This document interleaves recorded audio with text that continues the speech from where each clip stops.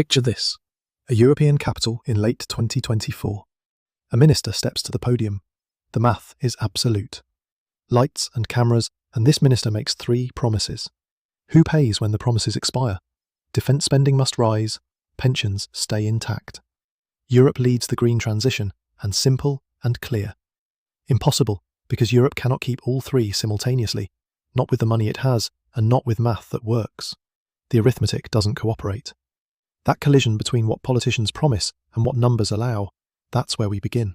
Something deeper was hidden beneath. NATO's 2% target just became 2.4%. Poland already spends 4.5% of GDP on defence. Think about that. And nearly 5% of their entire economic output. Can growth alone save this system? Most European nations can't imagine it. Yet they're making commitments to spend more when populations age, workers shrink, and pension obligations explode. Nobody admits this publicly. The ECB finished hiking rates 450 basis points to fight inflation. Inflation that governments created. Your European citizen watches buying power shrink while politicians promise more weapons and bigger pensions. Markets always notice eventually. The math is screaming already. The calculation was just beginning. Europe has 33 trillion euros in unfunded pension liabilities. Let that settle.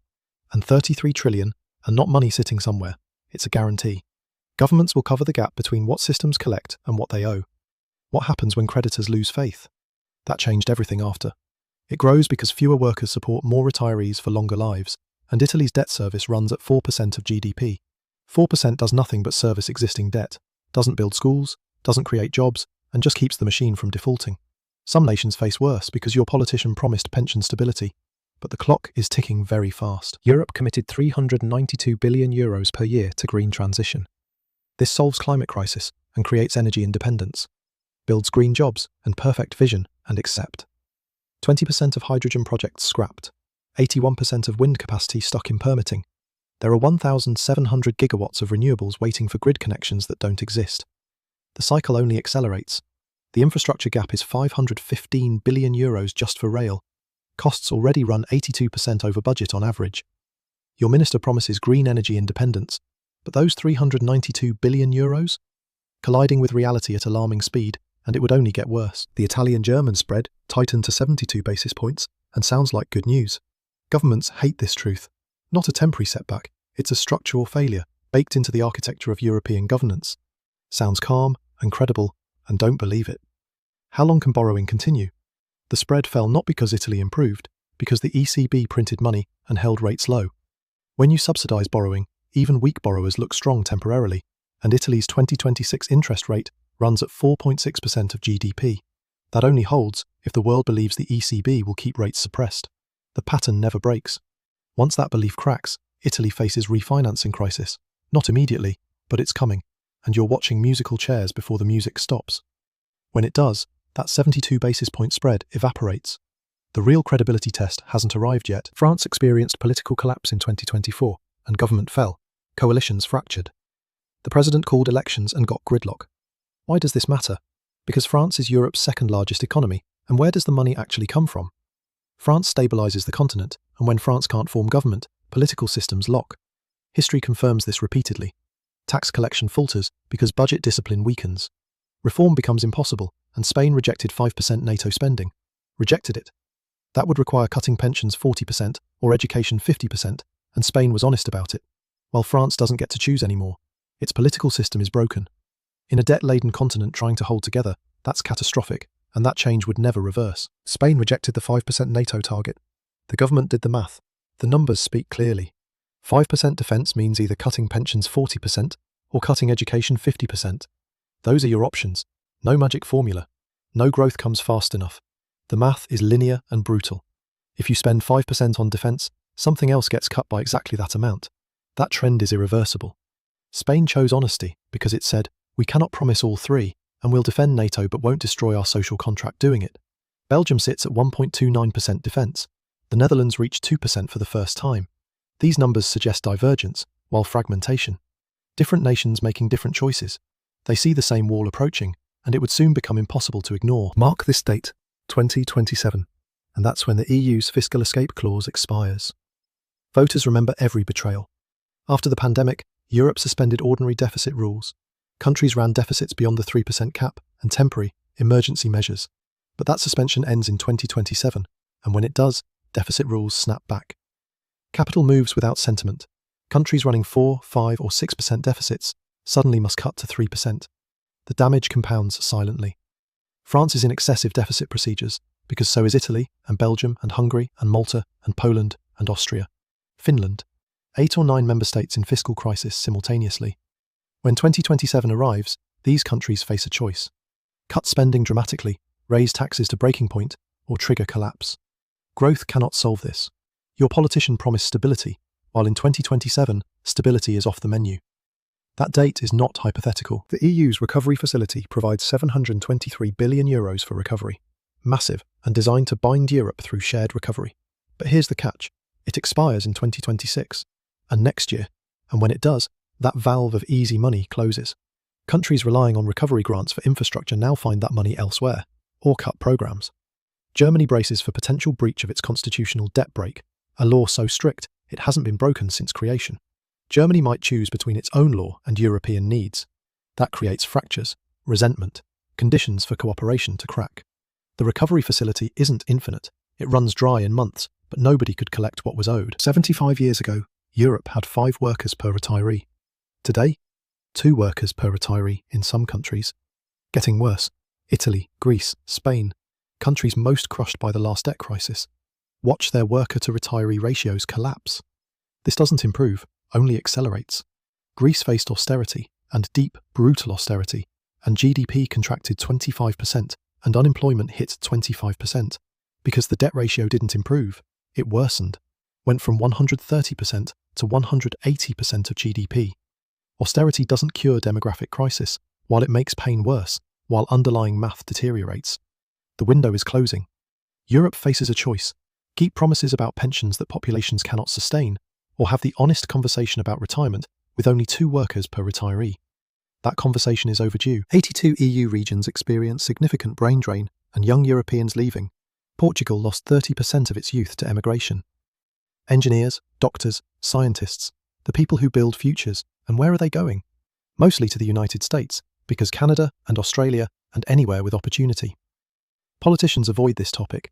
This matters because brain drain is a feedback loop, and it weakens tax base in countries losing people, while strengthens economies that gain them. Creditors watch very carefully. It creates permanent disadvantage for less wealthy European nations. They lose their best workers, and tax base shrinks. Then they try to pay pensions to remaining workers with money they don't have. The trap snaps shut. Your minister promised stable pensions. Every engineer who leaves is money that won't pay them. Europe is exporting its future. The EU invests 5 times less in private R&D than the US. The gap is €580 billion annually, and Europe isn't innovating at the same pace. Demographics are destiny here. It's not building tomorrow's companies, and it's falling behind in artificial intelligence. And US venture funding for AI? $47 billion. Europe's? $11 billion. And that gap compounds yearly. And fewer AI companies, because fewer high-wage tech jobs. Fewer billion-euro enterprises, and while Europe stalls, the US pulls ahead. This matters for your fiscal crisis because Europe's growth will be slower than the US. The exit narrows daily. Slower growth means smaller tax base. Smaller tax base means less revenue to pay pensions, defence and green investment. Meanwhile, your politicians promise all 3. They promise stability in a continent steadily losing technological competitiveness. European pension funds control €9 trillion, and that's enormous capital. Only 0.018% goes to venture capital. And venture capital, the thing that builds new companies, creates tomorrow's tax base, and American pension funds allocate 1.9% to it. And think about that gap. Borrowing only postpones pain. European pension funds don't invest in businesses sustaining European economies. They invest in bonds, because government bonds mostly, and they finance deficit spending. The bill always arrives. Which means retirees lock capital that could build companies in exchange for government pension promises. Nobody escapes the arithmetic. This is the trap. While to pay pensions, governments borrow. To finance borrowing, they tap pension assets, and those assets can't invest in growth. Reform requires political courage. So growth stalls, and tax revenue doesn't expand. Governments borrow more, and you're locked in a cycle. The escape hatch. European venture capital deploying $9 trillion to build companies barely opens. Return to the renewables? 700 gigawatts waiting for grid connections. 81% of wind capacity stuck in permitting. And this isn't accident. It's what happens when you commit €392 billion per year for green transition, but fail to modernise regulatory structures. The clock keeps running. A wind farm takes years to permit in Europe. Solar installations get trapped in local opposition. Grid connections wait in queues stretching a decade. Trust erodes with delay. Meanwhile, the US moves faster, and they streamlined permitting. Said yes faster, because built faster. Europe said the right things, and €392 billion, but the machinery executing that promise stuck in bureaucracy. Every project held up by every stakeholder, while every objection gets its hearing. The weight keeps growing, the green transition stalls. So that €392 billion moves slower than promised. Climate targets get missed, and Europe's future competitiveness in green tech slips. All while, the deficit clock ticks. The TEN-T rail network has a €515 billion infrastructure gap. That's not optional, it's the money needed to connect Europe's transportation system in economically sound ways. Compliance falls with pressure. Goods move efficiently and people travel effectively. The network is incomplete. Completing it requires capital that Europe doesn't have sitting on shelves. More debt? More taxes? More crowding out of other spending? Those are the options, and cost overruns on current projects run 82% over budget on average. That €515 billion gap might become €900 billion by completion. Infrastructure costs have ways of shocking you, because Europe committed to projects. Costs are now arriving. Those costs compete with defence, pensions, and green transition. Something gives, while your minister promised stability. Infrastructure costs deliver surprise bills. There's no cutting the line without cutting economic competitiveness. Europe invested heavily in hydrogen. The clean fuel replacing fossil fuels, powering trucks and factories, and billions committed. But 20% of European hydrogen projects got scrapped or stalled. Why? Cost. Technical challenges and lack of demand, and chicken and egg problems. Nobody builds hydrogen infrastructure until customers exist, because nobody builds vehicles until infrastructure exists. The gap only widens. Meanwhile, investment already spent, and money gone, and projects didn't happen, and this pattern repeats across Europe's green transition, while ambitious targets. Massive commitments. Execution falters on hard realities of building at scale. The hydrogen mirage is one example, and there are others. Each represents money allocated and spent, but didn't deliver promised climate impact or energy independence.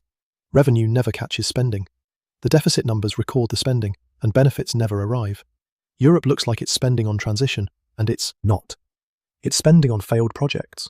Those costs load onto balances, while promised tax revenue never materialises. Let's name it clearly. And today's governments make promises that future generations pay. Every promise has cost. Pensions, current retirees, get funded by young workers. Defence spending justified by threats that may not materialise. Green transition financed by bonds future taxpayers service. This is intergenerational extraction. The structure resists change.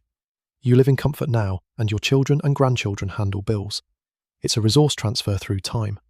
And it's hitting exactly when young Europeans are already worse off than parents were. Markets price everything eventually. Delaying home purchases, because having fewer children, and emigrating, and watching debt to GDP ratios approach 100%. Your future is affected. They know, absolutely know, the system is rigged against them. So your minister promised stability. What it means, we extract resources from people not yet born to maintain comfort today. The system bends further. That's the brutal honesty, while it's not really about money, and it's about time, and moving costs from now to later. Later is arriving faster than anyone admits. Europe saw this pattern before, and not all details match, but the shape does. Austerity never works alone. The 1970s brought stagflation and inflation and stagnation simultaneously. UK inflation went from 6.4% to 18% in years. Oil prices exploded, growth collapsed, and unemployment soared, and European governments faced the same choice: cut spending and trigger recession, or keep spending and let inflation eat currency. That precedent became permanent. They chose spending because it didn't work then.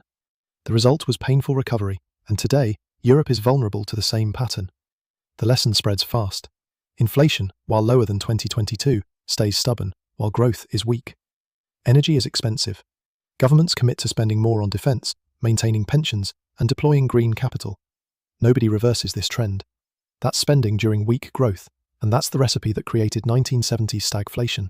Not certain and possible, and if it happens, Europe's fiscal promise credibility becomes very questionable. There is a moment, a specific threshold hard to predict but easy to recognise once crossed, where markets stop believing you.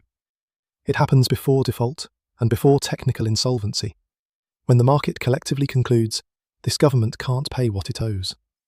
Interest rates spike, refinancing becomes impossible. Your government can't sell new debt at any price. That's the credibility threshold.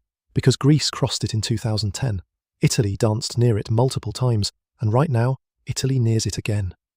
Elections change nothing structural. The spread is narrow, yes, but only because the ECB kept rates artificially low. Once rates normalise, once subsidised borrowing ends, the question becomes, can Italy finance itself? The math is absolute. The answer, looking at numbers, is probably no, while not without austerity. Not without growth, and growth isn't coming. As the ECB winds down easy money, Europe approaches its credibility threshold, not certain and probability rising. And, when crossed, the minister's three promises break simultaneously. Germany has a constitutional debt break, and it prevents large deficits in normal times. Nobody admits this publicly, rarely broken, and German fiscal discipline is legendary. Now Germany stares at honouring European commitment while breaking its constitutional law. The recovery facility expires, new spending needed, climate and defence and European stability, and all require capital. Germany's debt break says no. So Germany faces a choice: honour its constitution or honour European solidarity. If Germany honours its constitution, it cuts spending. Europe's largest economy contracting during fiscal crisis is catastrophic. If Germany breaks its constitution, it creates political shock. German voters, German law, German identity is built on fiscal discipline, and breaking that law creates resentment and doubt, because either way, Europe fractures. This is not theoretical, and Germany is facing this decision right now, and it has no good answer. You know what doesn't work in recession? Austerity. Cutting spending when demand is weak, growth faltering, unemployment rising. Austerity makes things worse. It reduces demand further and cuts government employment, and that cuts consumer spending, and which cuts demand further still. Markets always notice, eventually. The spiral gets worse. Yet when countries run out of credibility, austerity becomes the only option lenders accept. That changed everything after. Greece learned this hard way, because austerity didn't improve its debt ratio, it crushed its economy, while debt got worse. And Europe knows this. It learned from Greece, or so it avoids austerity. It borrows and keeps spending. But borrowing only works while lenders believe you'll eventually stabilise. Once they don't, lending stops, and then austerity becomes your only choice. You're trapped. Spend now and maintain confidence, but build debt you can't service later. Or cut now and destroy growth. Here's the uncomfortable part. Once credibility threshold is crossed in one country, it spreads. Contagion. If Italy can't finance itself at reasonable rates, investors get nervous about Spain. The cycle only accelerates. If Spain gets nervous, what about Portugal? The euro itself becomes questionable, and governments hate this truth.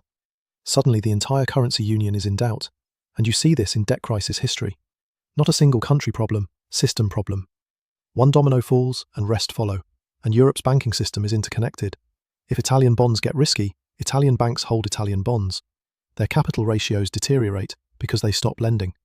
Credit freezes, and businesses can't finance operations, and unemployment spikes, and tax revenue collapses, while suddenly you're in recession plus debt crisis simultaneously. All started because one country crossed credibility threshold. Your minister thinks three promises can be kept with careful management. But the system has cascade risks built in, and one small failure triggers others. The pattern never breaks. And the cascade is not something any single government controls. When credibility starts cracking, capital leaves quietly, and not in dramatic panic. It just leaves, and investors move money to perceived safer jurisdictions. They reduce exposure to riskier countries. They ask for higher interest rates on refinancing. History confirms this repeatedly. Once this pattern starts, governments face horrible choice: raise rates and destroy growth, or let capital leave and destroy growth differently. The numbers speak clearly. The silent exodus is already happening. Because that brain drain? That's capital exodus by people. But financial capital does something similar, and money moves from riskier European countries to Germany, to Switzerland, to stronger fiscal positions. That trend is irreversible. This makes problems worse. Countries that most need investment, with biggest deficits, lose it.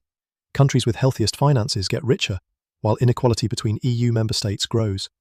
Voters remember every betrayal, and that inequality creates political pressure. Poor countries see money flowing to rich countries and ask, why are we in this union? Capital moves without sentiment. What's the point? The silent exodus is not just financial, and it's political, and it's pulling Europe apart. By 2026 or 2027, Europe faces a moment of truth. The recovery facility is gone, and deficit rules are back. Credibility questions sharpen. Governments must choose: cut spending on one of three promises or face fiscal crisis. The damage compounds silently. Not hypothetical, not future, and real, and very soon. The cut can be defense, but NATO won't accept that while Russia remains aggressive. Growth cannot solve this. The cut can be pensions, but the political cost is enormous.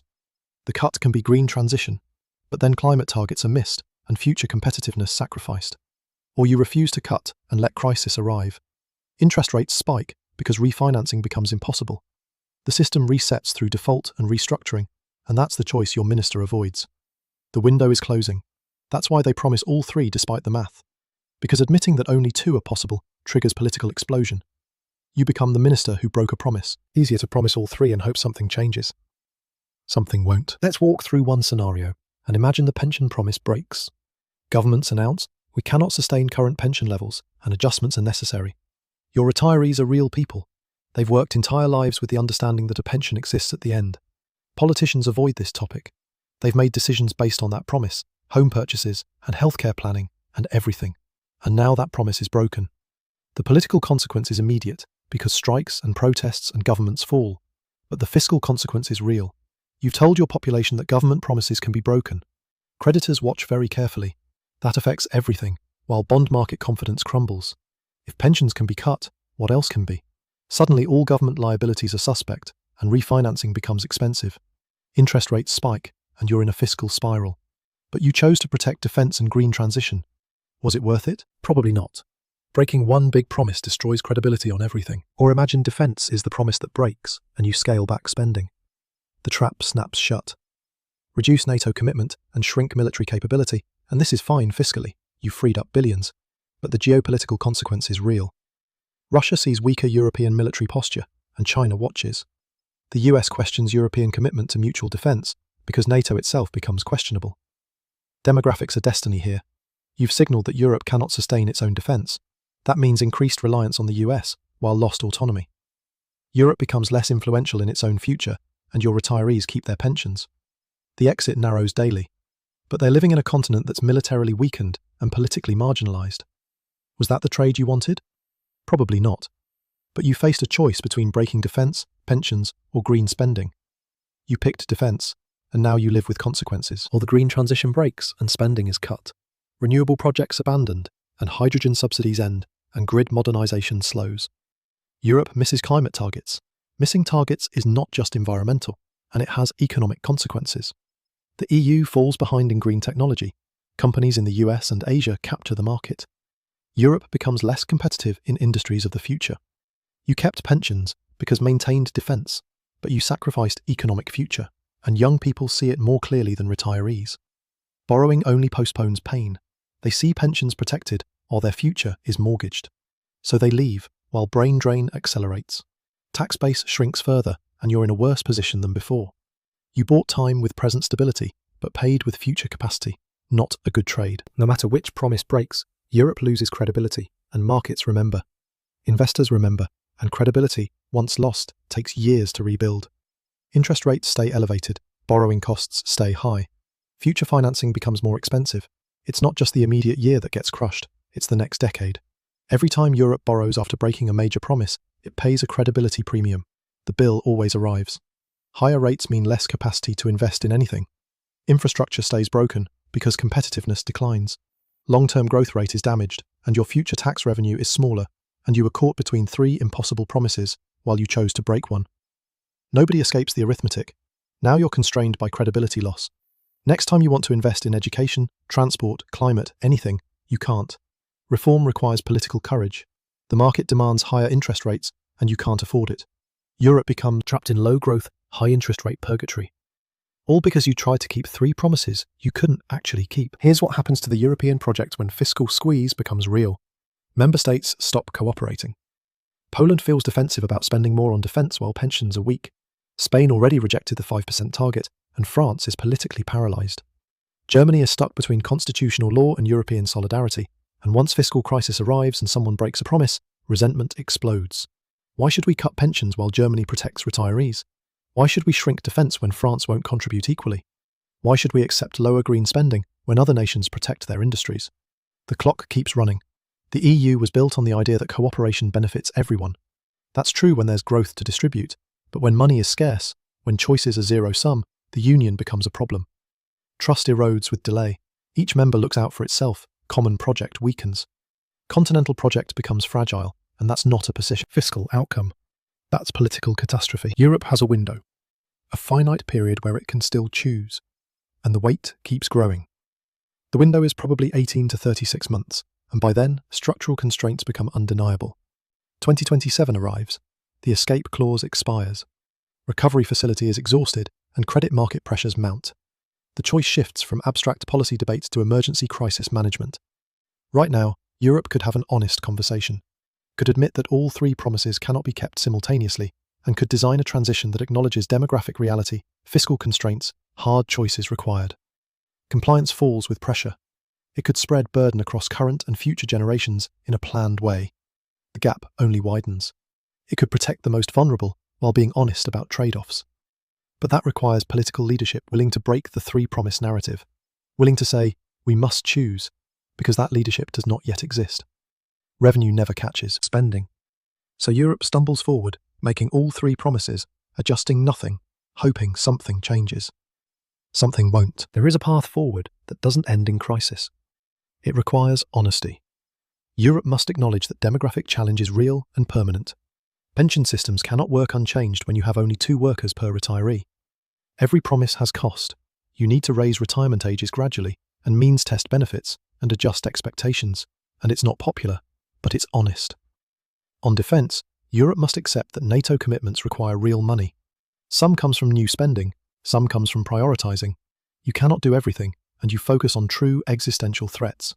You accept that some security spending comes from education or healthcare budgets. It's not comfortable, but it's real. On green transition, Europe must admit that implementation is slow. Permitting takes time, while infrastructure takes time. You commit to transition, but you're honest about timeline. You don't promise the impossible. You show your people the path. 20 years of discipline, spending, not a miracle in 5. The structure resists change. It's admitting the 3 promises were never real, and there are only real choices. Difficult ones, and honest ones. Return to that European capital, and late 2024. A minister steps to the podium, and lights and cameras. This minister makes 3 promises: defence, pensions, and green energy, and all simultaneously, and all equally non-negotiable. All equally impossible, because the audience applauds. The media reports it as leadership. Markets price everything eventually. The bonds trade slightly lower in yield because it sounds confident, and nobody wants to say out loud that mathematics doesn't work, because saying it requires admitting that someone won't get what they were promised. Your future is affected, that voters won't be happy, that the comfortable fiction of 3 compatible promises must shatter. So the minister leaves the podium while the capital moves on. Europe continues pretending that you can keep all 3 promises. You cannot. The math is final. The question is not whether promises break. The question is which ones, when, and who pays the cost. That's what the European fiscal squeeze really is. Not a puzzle to solve, a choice to make. And you're running out of time to make it consciously.